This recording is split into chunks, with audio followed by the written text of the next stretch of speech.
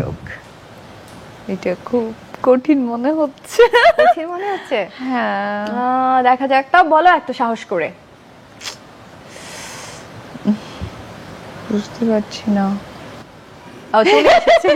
চিনছি না, এটাকে চিনতে চিনছো না? পারছি না। এটাকে হেল্প করো প্লিজ। দর্শক আপনারা কমেন্টস করে একটু হেল্প করেন এটাকে। বুবলি। বুবলি, এত সময় মানে এত কম সময় কিভাবে বললে? আমি এক বাক্যে বলবো, আমি পুরো আতঙ্কিত। মানুষ যতটা ভূত দেখে ভয় পায় না, আমি এটার দেখে তার থেকে অনেক বেশি ভীতি হয়েছি। মানুষ ভূত দেখলে যতটা না ভয় পায়, আমি বুবলিকে দেখলে তার থেকে বেশি ভয় পাই। ঠিক এইভাবেই বললেন অপু বিশ্বাস। এক অনুষ্ঠানে অপু বিশ্বাস বুবলির ছবি দেখার পর এই মন্তব্য করেন। খুব রিসেন্টলি সাকিবের যে দ্বিতীয় অধ্যায় আমরা যেটা দেখলাম, এবং এটা নিয়ে সামাজিক যোগাযোগ মাধ্যমে অনেক ধরনের আলোচনা হয়েছে, সমালোচনা হয়েছে। আপনার জায়গা থেকে তেমন কোনো প্রতিক্রিয়াই পাইনি। আমার মনে হয় যে মানুষ আপনার সোশ্যাল মিডিয়াতে গিয়ে বসে থাকতো যে কখন অপু বিশ্বাস একটা কথা বলবে এখানে, বা কিছু একটা বলতে চায় কিনা। আমি একদম নাম ধরে বলছি না, বাট আপনার এরকম নীরব ভূমিকা তো আসলে দর্শকরা এক্সপেক্ট করেনি। আপনি যদি প্রিভিয়াস ঘেটে দেখেন, মানে তাহলে আপনি দেখবেন যে আমাকে নিয়ে যখনই কেউ বিব্রতকর মন্তব্য করেছে, পরবর্তী সময় তার জীবনে সে বিব্রতকর নিজেই করেছে। তা আমি ওই ফানি পাত্রটা কখনোই হতে চাই না। তো ওই জায়গা থেকে আমি সবসময় চাই যে আমাকে দেখে মানুষ শিখবে, আমাকে দেখে মানুষ জানবে। আমি যেমনটা কিছুক্ষণ আগেই বললাম, সেই আর্টিস্টদের হয়তো ভালো লাগাগুলোকে আমি ওইভাবে দেখি। তো আমাকে নিয়ে যখনই কেউ কোনো একটা বড় রচনা মাফিক একটা স্ট্যাটাস দিয়েছে বা মন্তব্য করেছে, পরবর্তী সময় সেই কাজগুলো তারাই ঘটেছে।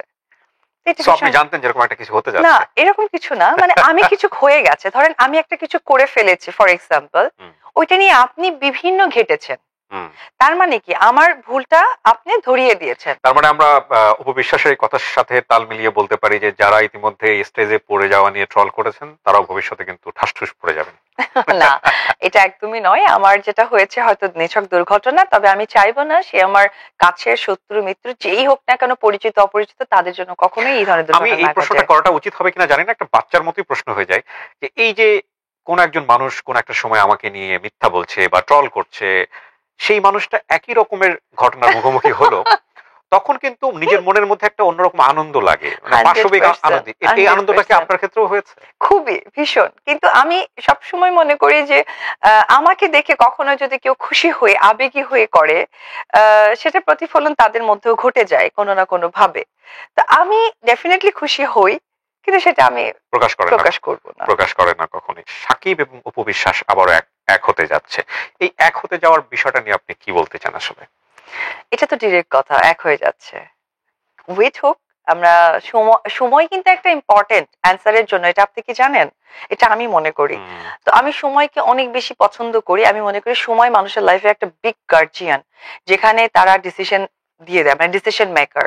সো ওটা আমরা সময়ের জন্য ছেড়ে দিই। তার মানে আমরা অপেক্ষায় থাকতে হবে উত্তরের জন্য। সম্ভাবনা আছে কিনা তাও বলতে চাচ্ছি না। আচ্ছা, তো এখন যেহেতু আপনার সন্তানের বাবা সাকিব, কতটুকু সময় দেন, কিভাবে আপনারা আমি তো এখন বলবো যে আসলে আমার সন্তানের বাবা বলবো না, আমি বলবো যে আমার সন্তানের সে একজন ভালো বন্ধু। ও মাই গড, মানে দুজন যে কিরকম এটা আসলে ভাষায় বলে বোঝানো যাবে না। আর আমি চাইও না যে সব সময় তাদের স্পেশাল মোমেন্ট গুলো এবং স্পেশাল কথাগুলো এইভাবে শেয়ার করি। তো সেই জায়গা থেকে যেহেতু আপনি প্রশ্নটা করলেন, তাই অ্যান্সার দিতেই হচ্ছে, তারা খুবই ভালো বন্ধু। মানে এরকম বন্ধু যে মাঝে মাঝে আমি যদি জয়কে বলি যে জয়, তুমি কাকে বেশি লাভ করো? পাপাকে। এরকম কোনো কিছু খেতে গেলে সে পাপার জন্য হয়তো ওটা বেঁধে নিয়ে যাচ্ছে। আর এখন তো মানে তার মানে পাপার থেকে ইম্পর্টেন্ট হচ্ছে গিয়ে তার কাজিন ব্রাদার যারা আছে, কাজিন সিস্টার আছে, তারা তো মনে হয় যে কি বলবো, মানে পুরো মানে বাসাটা জুড়ে থাকে। এবং গত কয়েকদিন আগে একটা ঘটনা বলি, মানে কাজে যে ছিলেন সার্ভেন্ট, তাকে বলেছে যে আন্টি তুমি প্লেটটা নিয়ে যাও। তো সামহাও হয় না, আসতে একটু লেট হয়ে গেছে, সেই দিক ওদিক তাকিয়ে মাথার উপর দিয়ে প্লেটটা ফেলে দিয়েছে। তো মানে সে ভয় পেয়ে গেছে যে তার বাবা কিছু বলবে কিনা। তো তার বাবা কিছু বলেনি, বাবা বলেছে যে না, তোমার হাত পা কেটে যাবে, তুমি আর এভাবে ফেলো না। তো সেটা সে খুব ভালোভাবে নিয়েছে। 2-3 ঘন্টা পর তার মনে হয়েছে যদি বাবা বকা দেয় বা কিছু করে, সে বাসায় আসবে, মানে বসুন্ধরা আমার কাছে আসবে। আমি এখন বসুন্ধরা যাব, আমাকে এখনই নিয়ে চলো, যত রাতই হোক পরে তার বাবা বলতে বাধ্য হয়েছে, বাবা আমি কিছু বলবো না, পারলে আরো 4টা প্লেট দিচ্ছি, তুমি ভাগো। মানে তাদের মধ্যে এমন একটা বন্ডিং, মানে কি বলবো, দুজন ভালো একজন বন্ধু। না, ফার্স্ট অফ অল আমি একটা কথাই বলবো যে আসলে ভুল ডিসিশনে বিয়েটা করেছিলাম, যেটা করাটা উচিত হয়নি। কারণ ইমোশন বা আবেগ যেটাই বলি না কেন, এটা দিয়ে আসলে মানুষের আর কিছু চলুক, জীবনটা চলে না, বাস্তবতাকে কখনোই ক্যারি করা যায় না। এটা হয়তো বা আপনি বিভিন্ন ভাবে প্রকাশ করতে পারেন, কিন্তু বাস্তবতা যদি প্রকাশ করতে হয় তাহলে এটাকে একদমই আমার মনে হয় যে ক্লোজ করে চলা উচিত। তো যদিও এই কথাটা এই মুহূর্তে আসলে খুব একটা কার্যকর নয়, কারণ আমি যেহেতু এত সুন্দর একটা সন্তানের মা, রাইট। এবং ডেফিনেটলি সন্তানের থ্রুতে ওই ফ্যামিলির লোকেরা প্রচন্ড ভালো মানুষ, তাদেরকে আমি পেয়েছি। কিন্তু ব্যক্তি উপবিশ্বাস যদি একা একা বলা হয় যে তুমি নিজের মধ্যে একটা কথা বলো, তো তাহলে বলতে পারি যে হয়তো বা বিয়েটা আর কিছুদিন পর যদি চিন্তা করে করতাম বা ভেবে করতাম তাহলে আরো ভালো হতে পারতো। সাকিবের কোনো মোমেন্ট মিস করেন? এখন তো ছোট সাকিব আমার সামনে ঘুরে, সো মোমেন্টটা কোত্থেকে মিস করবে, এবং এভরিথিং তার বাবা। No no, you loved him once, right? আপনি তাকে একসময় পাগলের মতো ভালোবেসেছেন। হয়তো এখনকার অবস্থা আপনি ভালো জানেন, বাট মিসিং ব্যাপারটা আসে না, আসাটা তো স্বাভাবিক। না, মিসিংটা তখনই হতো যদি সে আমার থেকে অনেকটা ডিস্টেন্সে থাকতো বা কোনো ওয়ে আউটই থাকতো না। ওকে। যেহেতু মানে ডিস্টেন্স, ওয়ে আউট কোনোটাই কার্যকর নয়, সো মিসিং এর ব্যাপারটা ওইভাবে ফিল হয় না। ওকে, সো আমরা আসলে সম্ভাবনার দ্বার উন্মুক্ত রাখছি এবং আমরা পজিটিভলি ভাববো, ঠিক আছে? সাকিব এবং অপুর দর্শক যারা, তারা পজিটিভলি ভাববো, সেরকমই ভাইব পাচ্ছি। মাঝখানে একটা খুব টাফ টাইম গিয়েছে, বিশেষ করে আমাদের এটা তো খুব কমন যে মা হয়ে যাওয়ার পরে একটু হেলদি ব্যাপার চলে আসে, এবং ওই সময়টাতে স্ক্রিনের প্রেজেন্স নিয়ে অনেকেই অনেক ধরনের ট্রল করেছেন। অপু বিশ্বাসকে লম্বা একটা সময় ট্রলের মধ্যে যেতে হয়েছে এবং আপনি সেটা ওভারকামও করেছেন। ইভেন সাকিবকেও আমি কোন একটা ইন্টারভিউ বোধহয় এটা নিয়ে কথা বলতে শুনেছিলাম, আপনার কম্পিটেন্সি নিয়ে। তো নিজেকে নিজে বোঝাতে হয় না, একটা ব্রেন স্টর্মিং কিন্তু করতে হয়। আপনি জিম করছেন সেটা ঠিক আছে, চোখে দেখা যায়, কিন্তু নিজের ব্রেনকে যে সিগন্যালটা দেওয়া যে না তুমি পারবা, তুমি পারবা, এই কাজটা কি শুধু আপনি নিজেই করেন নাকি আপনাকে কেউ সাহসটা দেয়, ফ্যামিলি মেম্বার হোক বা ফ্রেন্ডস হোক? না, আমি নিজে থেকেই তৈরি করি। আমি জিনিসটাকে খুব নর্মালি নিই যে আপনি কাঁদেন কখন? কাউকে বলি না,